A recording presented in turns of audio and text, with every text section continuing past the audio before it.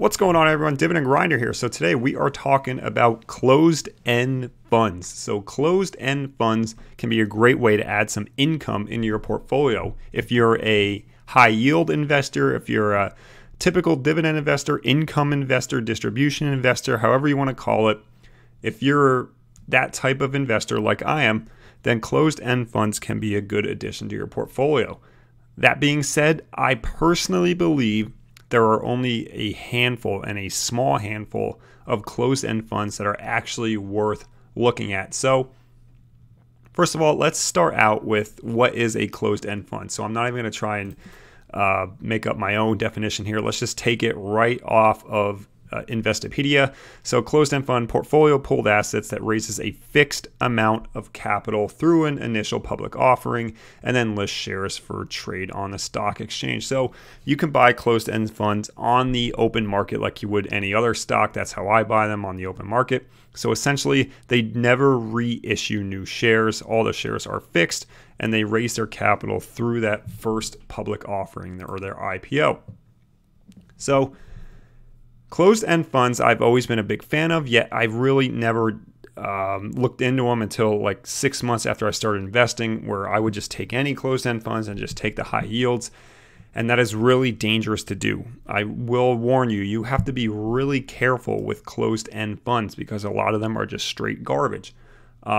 So here's how I research a lot of my closed-end funds. So this is a website called CEF Connect, the authority on closed-end funds. Again, just the letters CEF for closed-end funds, connect.com.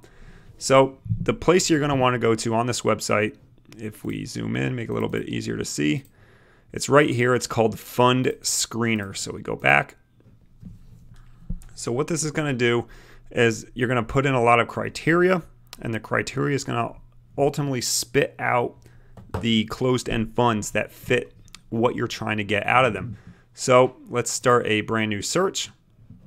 So you can start, let's zoom in, make it a bit easier. So if you want, you can do it by strategy. And by strategies are saying, do you want tax-free income? So this is going to be your municipal bond funds.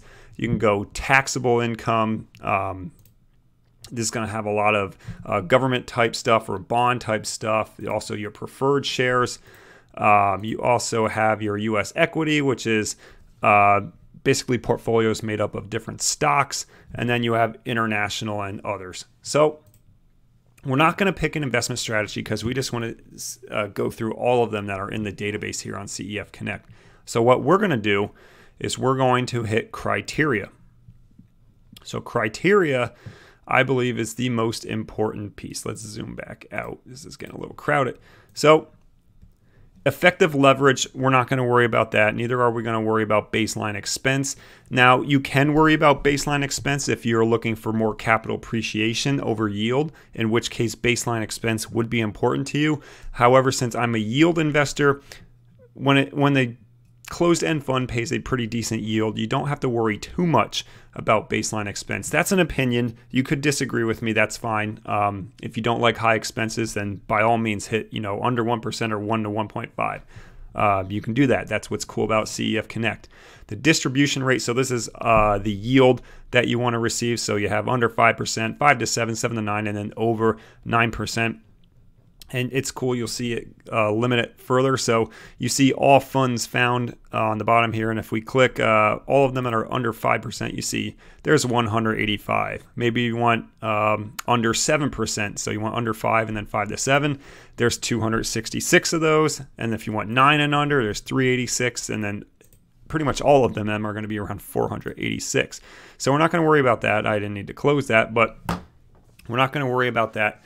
Discount and premium. So what is that? So with a closed-end fund, the most important aspect of a closed-end fund is NAV, which is net asset value.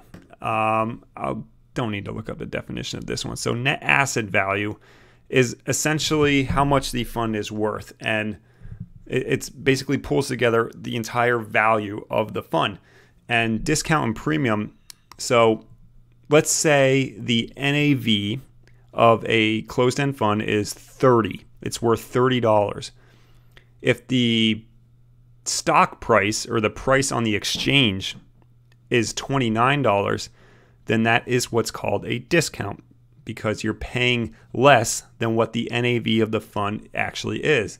And then vice versa is a premium. So if the NAV is 30 and the price of the fund is $31 on the open market, then you are paying a premium.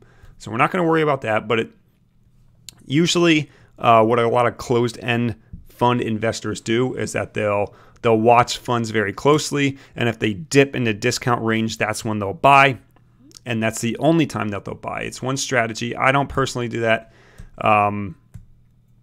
but it's one strategy that you can go with if you're a closed-end fund investor. So here's the two most important things that I care about. Since inception return on NAV. So you saw that when I just did it by yield, there was over 486 found.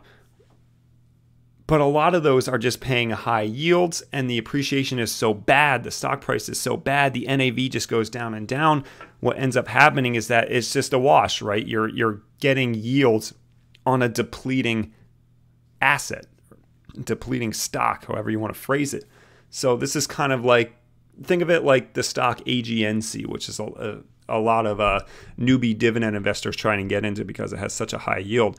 And the price appreciation, there is none. It just goes down and down and down. It depletes. The price depletes over time. So even if you're getting that high consistent yield, the price is depleting and you're essentially reinvesting into a burning stock. It's just going down and down. The dividends keep getting lower and lower, and your total return ends up being very poor despite the yield being high. So you want to at least break even, correct? So you saw that it was around 500. So what happens if we get return on price and return on NAV, and we want it at least 7% since inception? Now, if you're used to equities, like the stock market, like normal stocks, if you're saying since inception, it's only gained 7%, you would say that's really bad. But keep in mind, a lot of these yield very high. So you just want it to at very least break even with closed-end funds. But what's funny is if we hit anything above 7% since inception, there's only 102 funds out of the 500. And if we want it over 14%, which, according to equities, really isn't that high at all. Like if you bought something at its IPO, any stock you can think of, Amazon. What if Amazon, since inception, only gained 14%? That's essentially what this is saying. That's what you're doing. And look, only 4 of them are found. So this is a very valuable tool that you need to use. You can comb out a lot of funds by doing this. So if you're not too worried about appreciation, just don't highlight under 0% and just have, some. So if you have, at least as it stays flat, then you can get 401 funds, right? So that's not too bad if you're getting a high yield. But I like to see some appreciation, especially with closed-end funds, because closed-end funds oftentimes can be very unsuccessful and you have to keep your eye on them. So what are these 4 funds? 2 of them are going to look familiar if you follow my portfolio, because I own PIMCO Dynamic Income Fund, and I also own BlackRock Science and Technology. The only other closed-end fund that I own that I really like is UTG, which is Reeves Utility Income Fund. So what do you do once you find something that you like underneath the criteria? Let's click into it. And then you can get all the information you want. So right here you see it's really cool. The dark line is the price of the stock on the open market. So if you went on Robinhood or M1 Finance or whatever, that's the price. And then you see the lighter colored line. I'm colorblind, sorry. The lighter colored line is the net asset value. So for a while, BlackRock Science and Technology was trading at a premium because the price was way more than a net asset value. And then right around now, it is caught up. It's pretty much even. So if you're one who does not like to buy premium, you want to buy what the actual book value of the fund is. That's another way you can think of NAV, is essentially the book value of the fund. Well, now BST is great because it's even, but so that's one way you can go about closed-end funds. So the other thing you can look at is distribution. So you see that it's monthly, which is really cool. That's another reason why I like closed-end funds sometimes, because a lot of them do pay monthly and it's really nice. You see the amount there right now, and then you see the rate. So right now it's yielding 5.34% strictly on the dividend. And then you can go to Fund Basics, and this will give you a lot of the common factors about the, pretty much like you're going to Yahoo Finance on a normal one. So you see it's total net assets, its common assets, and how many shares are outstanding. You can go through SEC filings and see all of their reports that they put out there. Distributions. This is one for me that is very huge with closed-end funds. So a lot of closed-end funds that aren't as well aren't too. So let's take like Guggenheim. You know what? I'll go to that one after I view this. So when you go to distributions, you scroll down here, and it shows every distribution, and it shows how it was paid off. So you see the distribution amount right here. Let's zoom in a little bit, make it easier to see. You see the distribution amount. So 15 cents was paid for a while now, every single month. And for the most part, it was long-term capital gains. So not a problem at all. The issue is if you start getting this ROC. So what is ROC? ROC is return of capital. So what ends up happening is these funds that pay return of capital ultimately don't have enough income to pay out the distribution. So they're literally returning your money to you. Return of capital is taxed differently. I've done a video on return of capital. I'll link it in the description below. You can watch it. But basically, I like seeing zeros for return of capital because that means that either their equity holdings are producing enough long-term capital gains like this one is to pay off their distributions, or they're receiving enough income from their positions that the income received is paying off the distribution given to all the shareholders. So I personally don't want to see any return of capital. Now, ironically, return of capital, if you never sell your position, can be a slightly good thing for tax reasons because you can essentially just lower your cost basis and it lowers the amount of true taxable income that you have. However, I don't care about that. I want a solid fund, and I'm not too picky in terms of return of capital. We scroll back out. So just to give an example here, one of the funds that I used to own back in my early days was Guggenheim Strategic Opportunities, GOF, and we're going to do the same exact thing. You can look at the net asset value versus price, and you can see the price is way higher than the NAV, the net asset value, and this is not a pretty looking line for net asset value. It's just slowly declining over time. This is not what you want in a closed-end fund, and you can see I got caught up because, wow, look at that 10% yield paying monthly. You get suckered in as a new investor, especially when you don't know what you're getting into.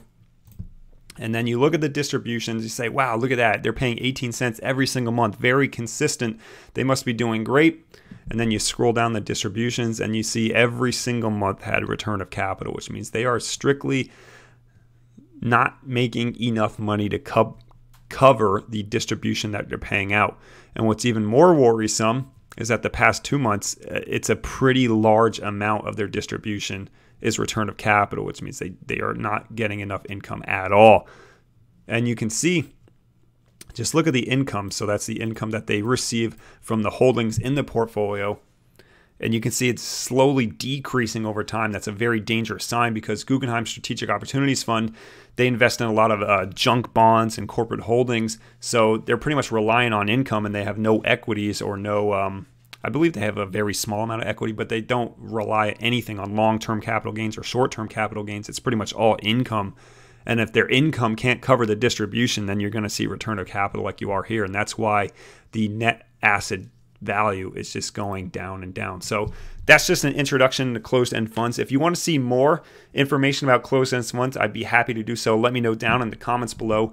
Yes, the comments are back on. Did you really think I was disabling my comments? I might as well delete my channel if I was going to, disable comments permanently. That would what's the point? I can't talk to anyone. So this has been Dividend Grinder. Hope you enjoyed this video on closed-end funds. See you guys and gals tomorrow for the Spicy Dividend Podcast.